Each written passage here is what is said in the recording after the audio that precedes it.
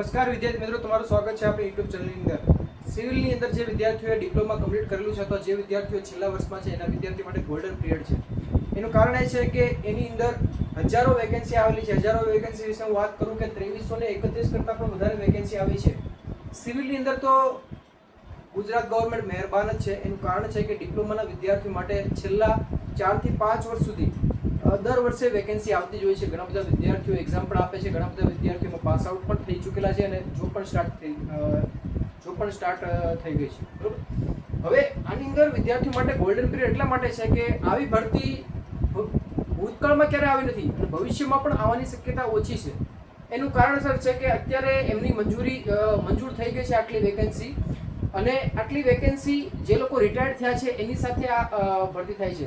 આવતા વર્ષે પણ આવશે, એના આગળના વર્ષે પણ આવશે, પરંતુ આના કરતાં ઓછી આવશે. અત્યારે જે પણ વિદ્યાર્થીઓ ડિપ્લોમાની અંદર અભ્યાસ કરી રહ્યા છે છેલ્લા વર્ષમાં, અને જે વિદ્યાર્થીઓએ અભ્યાસ પૂરું કરી દીધું છે, જેમનું સર્ટિફિકેટ આવી ગયું છે, તો એમને પણ આ ફોર્મ ભરી શકો છો. હવે આની અંદર નોટિફિકેશન 3 આવેલા છે. ઓકે, GPSSB ની અંદર એક નોટિફિકેશન આવેલી છે, એક જોબ આવેલી છે, અને GPSSB ની અંદર 2 નોટિફિકેશન આવેલી છે.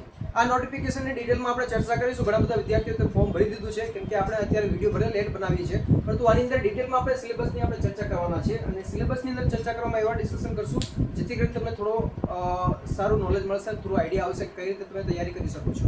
અને આપણી પાસે મટીરિયલ પણ છે. આપણે 2023 અને 24 ની અંદર પણ આપણે મટીરિયલ આપણી વેબસાઇટ ઉપર આપણે પ્રોવાઈડ કરેલું હતું. વિદ્યાર્થીઓએ આઈ થિંક 2600 કરતાં વધારે વિદ્યાર્થીઓ એમાં આપણી વેબસાઇટથી ખરીદેલું પણ હતું. અને આ જે મટીરિયલ છે એ મટીરિયલની અંદર 2025 નું જે એડવાન્સ વર્ઝન છે એમાં તમને શું મળશે એ પણ આ વિડીયોમાં આપણે ચર્ચા કરીશું. તો ચાલો આપણે સ્ટાર્ટ કરીએ. તો GPSSB ની અંદર જે વેકેન્સી આવેલી છે એની લાસ્ટ ડેટ છે 10 જૂન સુધી લાસ્ટ ડેટ છે, બરોબર.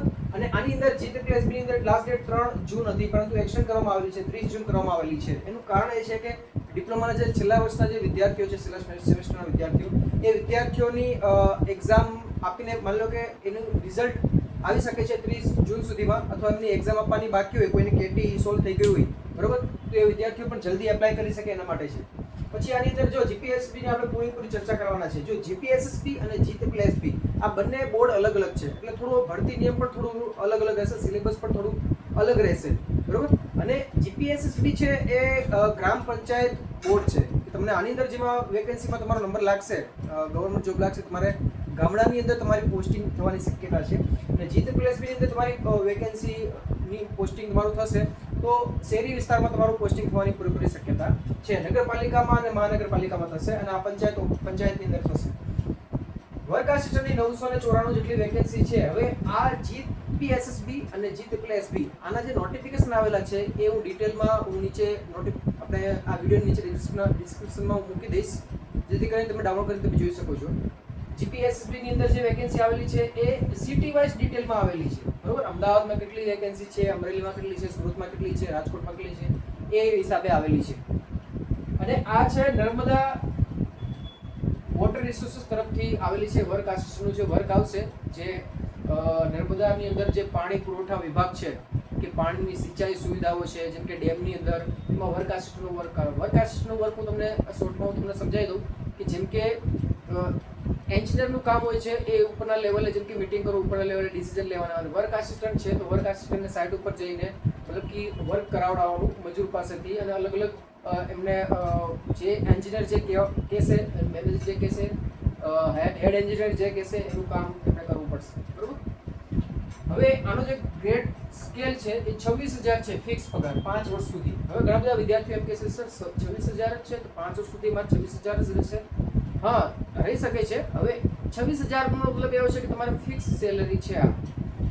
હવે આમાં છે ને વખતો વખતે ચેન્જ થઈ શકે છે. ઘણા બધા વિદ્યાર્થીઓ એમ પણ કહેશે કે અમારે ગવર્મેન્ટ તરફથી આ 26,000 આપે છે તો એ અમારથી પૂરું પડશે નહીં, ઘર કઈ રીતે ચાલશે અમારું, કેમ કે અત્યારે પણ આટલી મોંઘવારી છે તો આટલામાં ચાલવું અઘરું છે, તો ફ્યુચરમાં કઈ રીતે ચાલશે.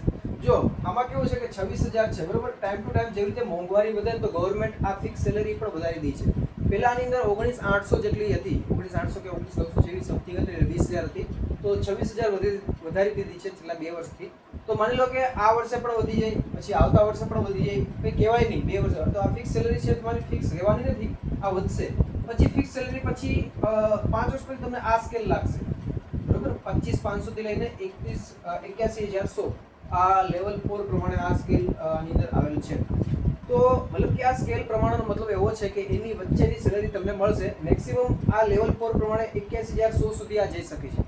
અને આ જે લેવલ છે તમે 5 વર્ષ પૂરું કરશો ને તો આ લેવલ 4 છે, તો એના તરફથી લેવલ 5 કે લેવલ 6 પણ આવી જશે. ઓકે, તો આ ફિક્સ રહેવાનું નથી. નેક્સ્ટ, હવે આની જે લાસ્ટ ડેટ છે એ 30 જૂન. આની લાસ્ટ ડેટ હતી, આની લાસ્ટ ડેટ તો 10 જૂન છે. અને આની ફીસ છે, ફીસ 100 રૂપિયા છે, જે જનરલના વિદ્યાર્થીઓ માટે અને બીજા વિદ્યાર્થીઓ માટે નીલ છે. ઓકે, એમાં કઈ ફીસ ભરવાની છે નહીં. હવે GSSB ની ઉપર આપણે આવી જઈએ છીએ, જેની અંદર વર્ક આસિસ્ટન્ટની અંદર 513 જેટલી વેકેન્સીઓ છે અને ડબલ એ ની અંદર 824 જેટલી વેકેન્સીઓ છે. હવે આ જે વર્ક આસિસ્ટન્ટ છે એના કરતાં આ ડબલ એ ની પોસ્ટ છે એ ઉપરની પોસ્ટ છે, એડિશનલ આસિસ્ટન્ટ એન્જિનિયરિંગ. ઓકે, જો આસિસ્ટન્ટ એન્જિનિયરિંગ છે, પછી નીચે ડબલ એ પોસ્ટ આવે છે અને નીચે પછી વર્ક આસિસ્ટન્ટની પોસ્ટ આવે છે. અને સેલેરીમાં પણ ઘણો બધો ડિફરન્સ છે.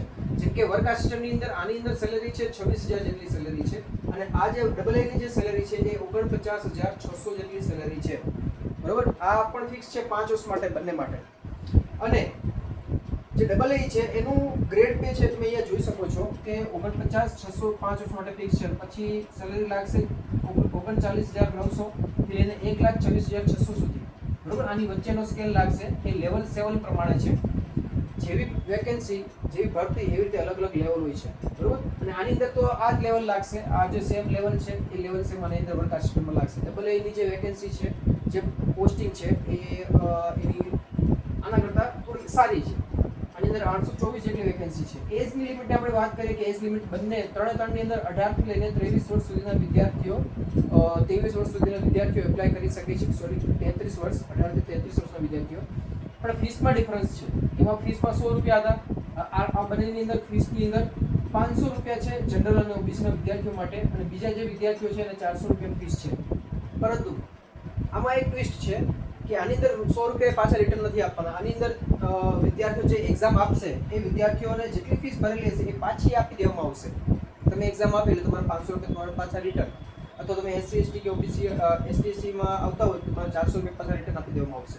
બરોબર, તો નેક્સ્ટ આપણે આગળ જઈએ. તો આ જે વેકેન્સી છે વર્ક આસિસ્ટન્ટ અને ડબલ એ ની વેકેન્સી GSSB તરફથી CBRT પદ્ધતિ લેવામાં આવેલી છે. કોમ્પ્યુટર રિસ્પોન્સ પ્રમાણે લેવામાં આવશે, કોમ્પ્યુટર બેઝ રિસ્પોન્સ ટેસ્ટ. અને આની અંદર છે એ ઓફલાઈન લેવામાં આવશે. બરોબર, આની અંદર તો ઓફલાઈન લે છે દર વખતે, પણ GSSB તરફથી છેલ્લા 1 વર્ષથી જેટલી પણ ગયા વર્ષે જેટલી પણ વેકેન્સી આવી હતી બધી CBRT પ્રમાણે લીધેલી. તો CBRT પ્રમાણે લેવામાં આવશે. પરંતુ આની અંદર જે સિલેબસ છે એ સિલેબસ ચેન્જ નથી થયો. ગયા વર્ષે જે સિલેબસ હતો એ સેમ સિલેબસ છે. સિલેબસ સરસ છે, તમે અહીંયા જોઈ શકો છો. સૌથી પહેલાં તો પાર્ટ એ ની અંદર આપણે આવી જઈએ છીએ. આ GSSB ની હું વાત કરું છું. ઓકે, તો સૌથી પહેલાં તાર્કિક કસોટીઓ તથા ડેટા ઇન્ટરપ્રિટેશન, તો 30 માર્ક્સનું વેટેજ છે. અને ગાણિતિક કસોટીઓ છે તો આનું પણ 30 માર્કનું વેટેજ, ટોટલ 60 માર્કનું વેટેજ છે. 60 માર્કનું only mathematic, reasoning, data interpretation and બીજા અલગ અલગ મતલબ તાર્કિક કસોટી આવશે. હવે આનો મતલબ શું છે? ડીઆઈનો મતલબ એવો છે કે એક ટેબલ આપેલું હશે, એક ગોઠવો આપેલો હશે, અથવા એમાંથી તમારા 5 ક્વેશ્ચનના આન્સર લખવાના હશે. એક ચાર્ટ આપેલો હશે, એમાંથી 5 ક્વેશ્ચનના આન્સર આપવાના હશે. 30 ને 30 60 માર્ક છે. હવે આની અંદર આખું ગણિત, રિઝનિંગ અને ગાણિતિક કસોટી બધું આવરી લેવામાં આવેલું છે. બરોબર, ગણિત એટલે કે આપણે જે 1 થી લઈને 12 ધોરણ, 1 થી લઈને 10મા ધોરણ સુધી જેટલું પણ ભણ્યા છે એ ગણિત. અને રિઝનિંગ એટલે કે ઉંમરના દાખલાઓ છે, જેમ કે ઘડિયાળના દાખલાઓ છે, કેલેન્ડરના એક્ઝામ્પલ છે, ABCDના જે એક્ઝામ્પલ છે એ બધા આની અંદર પૂછાશે. બરોબર, પછી ડેટા ઇન્ટરપ્રિટેશન છે તો એ મેં તમને કીધું એમ કે ટેબલ પ્રમાણે ક્વેશ્ચન પૂછાશે. ટેબલ આપેલું હશે અને ટેબલ પ્રમાણે જે માહિતી છે એ સોલ્વ કરીને આપણે એના આન્સર લખવાના થશે.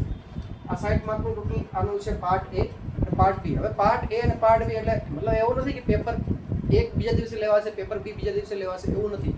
આનું ટોટલ વેઇટેજ છે 210 માર્કનું છે, કે જે 3 કલાકનું એક્ઝામ પીરિયડ છે. ઓકે, CBRT પ્રમાણે છે. CBRT પ્રમાણે હવે માની લો કે વિદ્યાર્થીઓ વધારે હોય તો 2 શિફ્ટમાં લેવામાં આવી શકે છે. એક તો મોર્નિંગ શિફ્ટ, એક ઇવનિંગ શિફ્ટ. પહેલાં લીધેલા છે સર્વેની એક્ઝામ 2 શિફ્ટમાં લેવાલી હતી, સિનિયર સર્વેની અને સર્વેની પણ.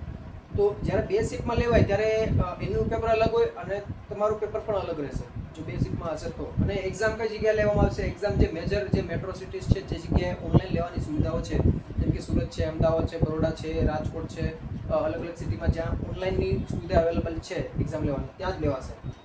પાર્ટ બી માં આપણે આવી જઈએ છીએ તો આની અંદર ભારતનું બંધારણ છે, એટલે કે ઇન્ડિયન કોન્સ્ટિટ્યુશન, કે ભારતના બંધારણનું આ એક પાર્ટ છે. વર્તમાન પ્રવાહ એટલે કે કરંટ અફેર, બરોબર. અને ગુજરાતી અને ઇંગ્લિશ કમ્પ્રેહેન્સિવ. હવે ગુજરાતી અને ઇંગ્લિશ કમ્પ્રેહેન્સિવની અંદર વ્યાકરણ પણ હોઈ શકે છે, અને તમને ખ્યાલ છે કે ગદ્યખંડ, પદ્યખંડ અને જે ફકરા પરથી જે આન્સર લખવાના હોય છે એ પણ આની અંદર આવશે. ઓકે.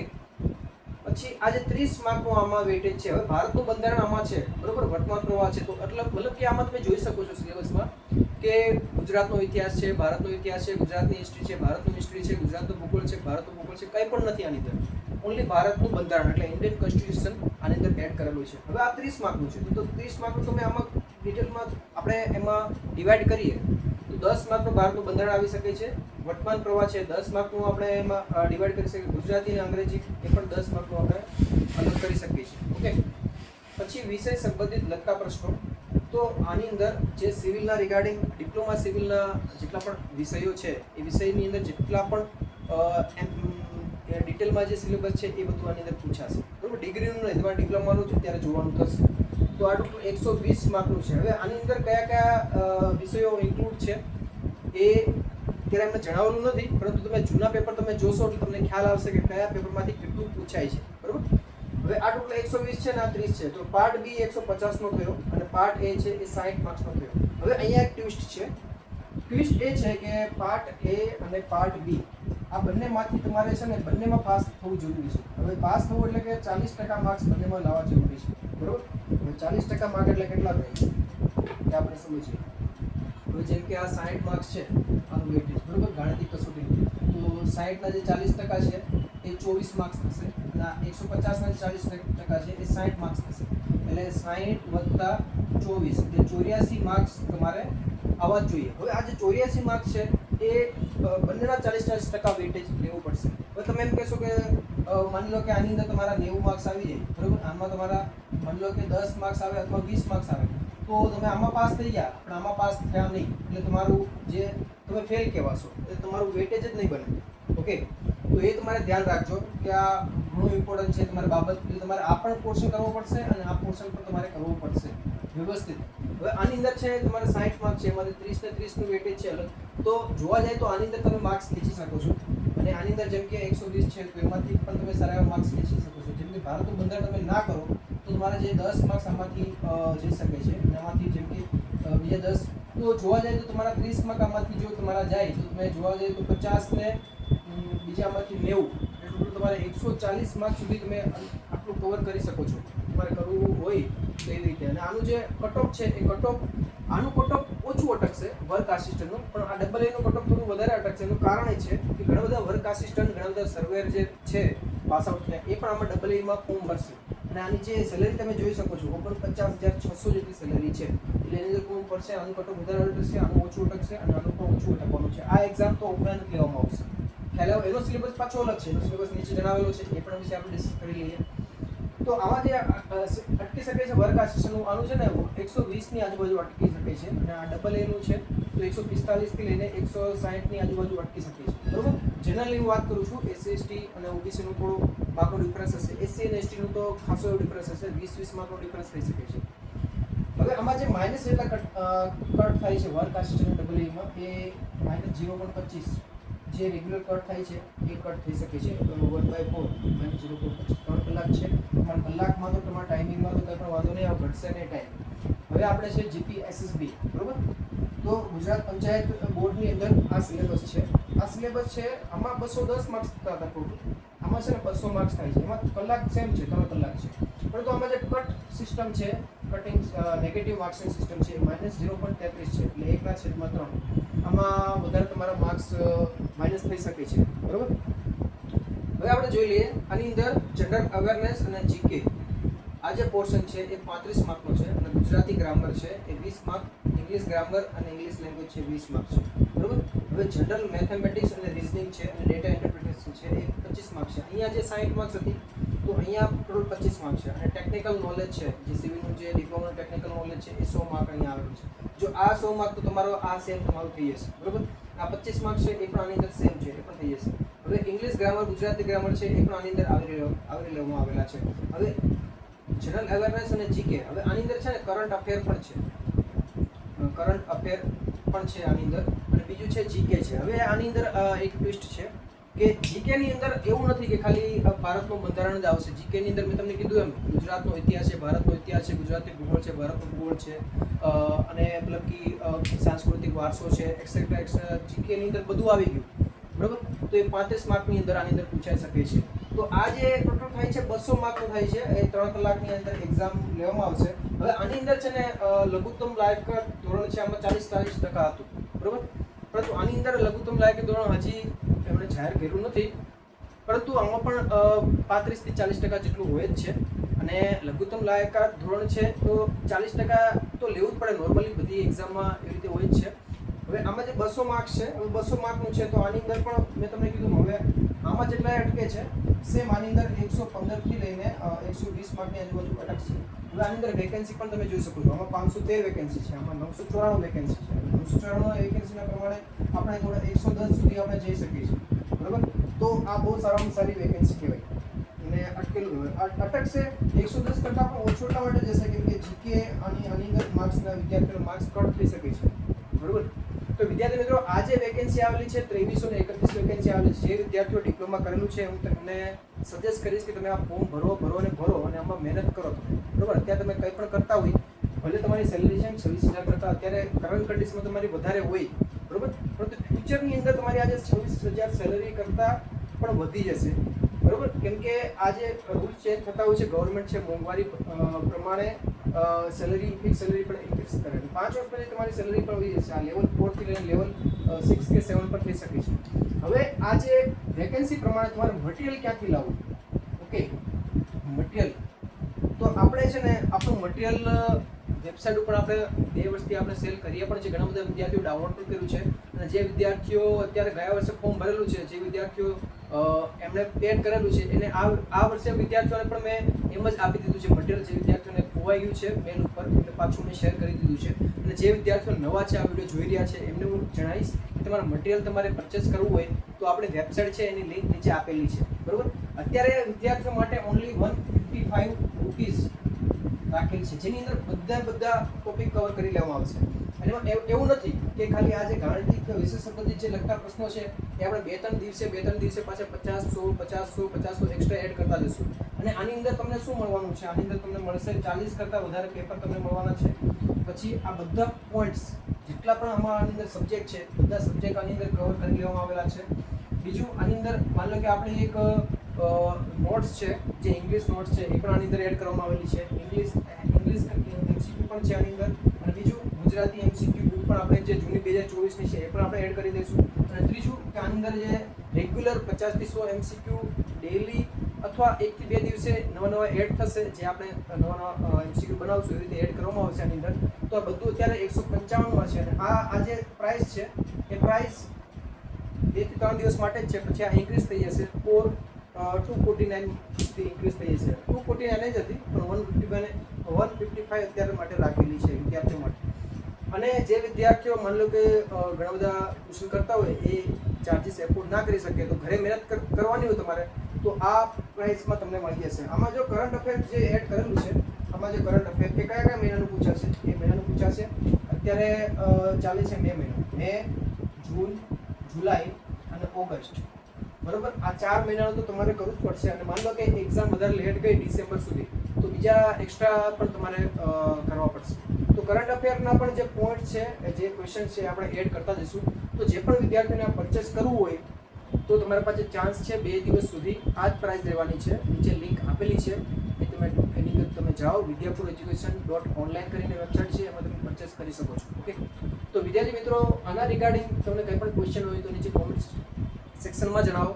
તમે પેમેન્ટ કરશો એટલે વિધિન 1 થી 2 કલાકની અંદર તમારા મેલ ઉપર એક આખું ફોલ્ડર આવી જશે. ડ્રાઈવ ઉપર જ અમે શેર કરીએ છીએ, ઓકે. અને એ જે ફોલ્ડર છે, એ ફોલ્ડર તમે બીજાને શેર નહીં કરી શકો, કેમ કે તમે પરચેસ કર્યું છે અને તમે જ એનું એક્સેસ તમને મળશે. એ ફોલ્ડરથી તમે મટીરિયલ તમે ડાઉનલોડ કરીને તમે એની પ્રિન્ટ કરાવી શકો છો, પરંતુ બીજાને શેર કરશો તો એ ડાઉનલોડ નહીં કરી શકે, ઓકે. તો આપણે એક સિક્યોરિટી રાખેલી છે. અને આ છે નોન રિફંડેબલ છે, કે એકવાર અમે શેર કરીએ છીએ તો પછી પાછા એ રૂપીસ પાછા પેમેન્ટ થતા નથી, કેમ કે એના ચાર્જીસ કટ થાય છે અને વેબસાઇટ થ્રુ અમને મળે છે, તો એમાં ટાઈમ લાગે છે, ઓકે. તો વિદ્યાર્થી મિત્રો, આજે ઇન્ફોર્મેટિવ વિડીયો તમને આવા મળતા રહે તો ચેનલ સબસ્ક્રાઈબ કરી દેજો, બેલ આઇકનને પ્રેસ કરી દેજો. અને આ વિડીયો તમને ગમ્યો તો ચેનલ સબસ્ક્રાઈબ કરો, બેલ આઇકનને પ્રેસ કરો અને વિડીયોને લાઈક કરવાનું ભૂલતા નહીં. આવા જ વિડીયો ફ્યુચરમાં આવતા રહેશે. તો હવે આપણે મળીશું નેક્સ્ટ વિડીયોની અંદર. જય હિન્દ, જય ભારત.